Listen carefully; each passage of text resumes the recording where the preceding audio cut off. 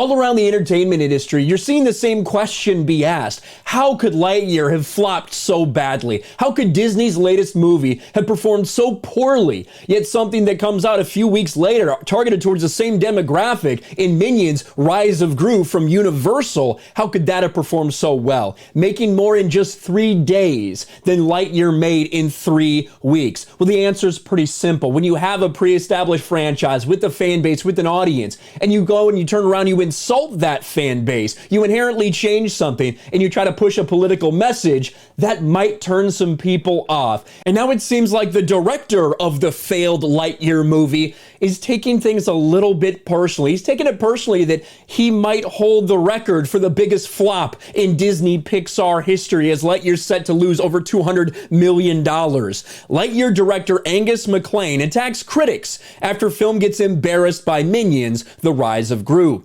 Lightyear director Angus MacLane decided to go after critics of his film after it got embarrassed at the box office by Minions. Lightyear opened at the box office to a dismal $50 million, according to the numbers, and never found its legs. In fact, if we look right here, we can see that this film, after having a very, very disappointing, came in like 66% of what they actually thought it would be. They were predicting $70, $80 million. Even that would have been a disappointment for them. Comes in at 50 domestically.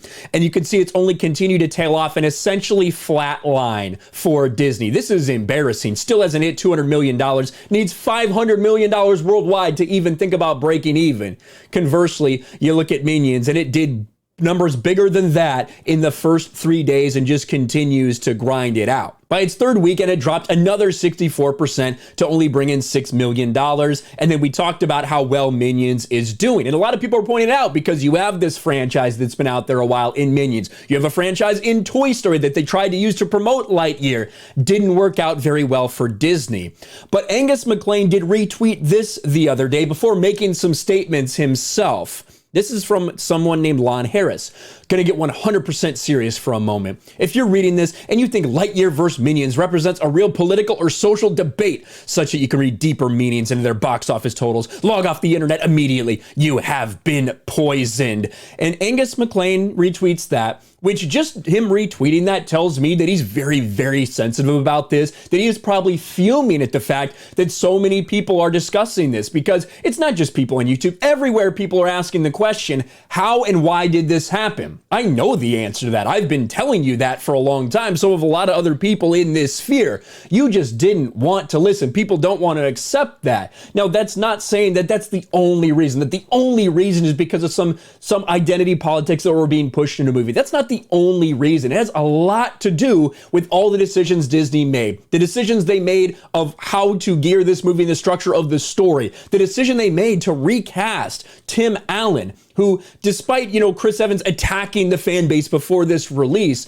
the truth remains that Tim Allen is a very important part of Buzz Lightyear as a character. So when you try to detach from the toys and tell its own standalone story, it might not work out very well. A lot of reasons, but definitely politically is one of them. You can't deny that that's the case. The way this movie was marketed and the way that people involved in it talked about you if you didn't like what they were pushing in Lightyear had a huge reason why people were turned off. Not only did MacLane use Harris as a proxy to attack the critics, but he described people who were giving Lightyear low reviews on IMDb as trolls.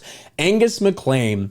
Now, this is in response to Nathan and I loved Lightyear. Look at all these emojis in this. I don't know why it has such low reviews on IMDb. Short answer, much like the second chapter of The Hobbit, it mainly has to do with trolls.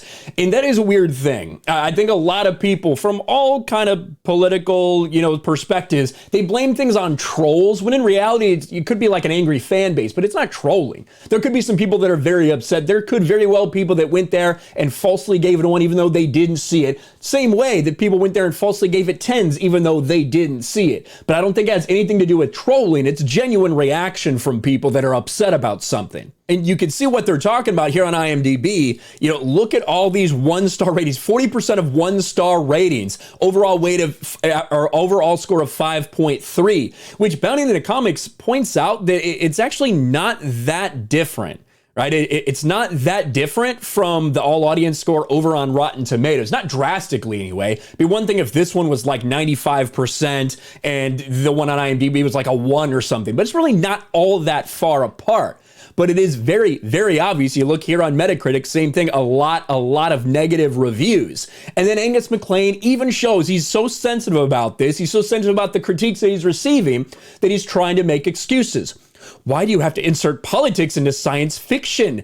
And then goes and shows certain shows that have dealt with politics before in their movies. The difference is, one, that they didn't go out there and try to say, if you don't agree with this, you're a dinosaur, you're an idiot, you need to die off, we're going to ignore you. We hate you if you don't agree with us. That would probably be the biggest difference between a lot of other of these shows. Obviously, there are good ways to go about it and bad ways to go about it, and it is clear that people, audiences, fans, they have rejected what you've done with Lightyear. This is a complete and total disaster for Disney, and now the director himself is showing just how upset he really is, how much he's seething right now that his film has failed, while others are flourishing. Let me know your thoughts about this in the comments below. Smash a like button, subscribe to the channel, ring the bell for notifications, share this video out there, and I'll talk to you later. Thanks for watching, everyone, and a huge shout out to my patrons. I appreciate you guys so much. Want to follow me on Twitter or Instagram? Check out the description below. You'll find links to my PO box and my Patreon as well. And I'll talk to you guys later.